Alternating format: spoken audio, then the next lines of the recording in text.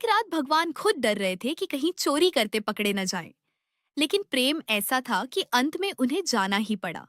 माखन के लोभ में आए श्रीनाथ जी एक भावपूर्ण कथा गोवर्धन धाम की पवित्र भूमि में एक सखी रहती थी। साधारण सी दिखने वाली वह सखी भीतर से प्रेम की मूर्ति थी। एक दिन उसने कथा में सुना, हमारे ठाकुर जी तो गोपियों के घर घर जाकर माखन चुराते।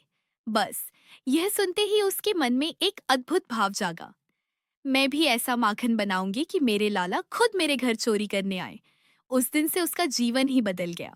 प्रेम से बना माखन अब वह रोज सुबह जल्दी उठती, अपनी गाय का दूध दोहती, रात भर दही जमाती और भोर होते ही उस दही से माखन निकालती। लेकिन वह माखन केवल माखन नहीं था, उसमें उसका प्रेम, उसकी प्रतीक्षा और उसकी भक्ति घुली होती थी। माखन को वह बड़े स्नेह से मटकी में सजाती और फिर मंदिर जाती। लेकिन बाकी लोगों की तरह वह माखन चढ़ाती नहीं थी। वह मंदिर के पीछे खड़ी होकर ठाकुर जी को माखन दिखाती और मुस्कुराकर कहती, देखो लाला, धोरी गाय के दूध से बनाया है, इतना बढ़िया माखन कहीं नहीं मिलेगा, पर ये मैं तुम्हें दूंगी नहीं। फिर आंखों में शरारत भरकर कहती, अपने घर में छीके पर टांग कर रखूंगी, अगर इच्छा हो तो चोरी करने आ जाना। भगवान को रास्ता बताती। सखी सखी यही नहीं रुकी, वह रोज ठाकुर जी को रास्ता भी बताती। मंदिर से निकलकर सीधे आना, पोखर पर दाएं मुड़ना, फिर बाएं मुड़ जाना, सीधे चलना, वही मेरा घर है। और फिर धीरे से कहती, मैं बस इतना चाहती हूँ कि सुबह उठूं और देखूं माखन खत्म हो गया हो। बस यही मेरे लिए सबसे बड़ा दर्शन होगा। प्रतीक्षा जो खत्म ही नहीं होती। पहला दिन बीत गया, सुबह सखी दौड़कर मटकी के पास गई, लेकिन माखन वैसा ही रखा था। दूसरा दिन फिर वही हाल, लेकिन उसका विश्वास नहीं टूटा। वह रोज नया माखन बनाती और उसी प्रेम से ठाकुर जी को बुलाती। मंदिर में हुई अद्भुत लीला। उधर मंदिर में श्रीनाथ जी खड़े थे, सामने कुंभन दास जी कीर्तन कर रहे थे। अचानक ठाकुर जी के मुख से अलार टपकने लगी।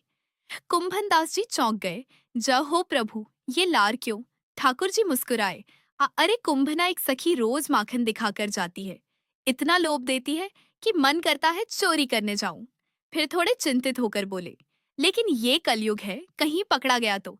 चोरी की योजना? कुंभन दास जी बोले, प्रभु आपके भंडार में तो सब कुछ है।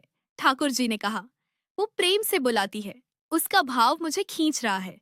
फिर अचानक बोले, चल कुंभना, आज चोरी करने चलते हैं।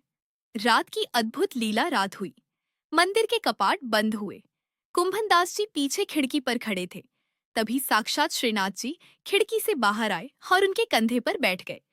चल कुंभना, और रास्ता बताते गए, यहाँ से मुड़, वहां से सीधा, अब बाएं। माखन चोरी की लीला घर पहुंचकर देखा, छीके पर माखन रखा था। ठाकुर जी बोले, कुंभना, मेरे पैर पकड़, मैं माखन खाता हूँ। और फिर शुरू हुई दिव्य चोरी। ठाकुर जी माखन खाने लगे और जो बचा कुंभन दास जी के मुंह में डाल दिया। जैसे ही वह माखन उनके मुख में गया, वे पूरी तरह भक्ति में डूब गए। चतुर्भुज रूप का दर्शन। तभी अचानक ठाकुर जी की धोती ढीली होने लगी, तो उन्होंने चार भुजाएं धारण कर ली। दो हाथ से धोती संभाली और दो हाथ से छीका पकड़ा।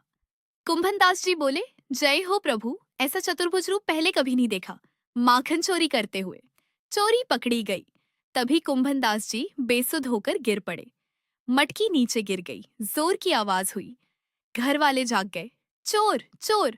सखी डंडा लेकर दौड़ी और कुंभन दास जी को ही पीटने लगी। उधर ठाकुर जी चुपचाप भाग गए। सच्चाई का खुलासा जब कुंभन दास जी को होश आया, उन्होंने सखी के चरण पकड़ लिए। सखी, तू बहुत भाग्यशाली है। तेरे घर खुद नंदलाल आए थे और बोले, तेरा प्रेम ऐसा है कि अगर तू चाहे तो भगवान भी तेरे हाथ बिक जाए। भगवान को वस्तु नहीं भाव चाहिए। सच्चा प्रेम हो तो भगवान खुद आ जाते हैं और कभी कभी चोरी भी कर जाते हैं। जहाँ प्रेम होता है वहीं भगवान आते हैं। जय जगन्नाथ।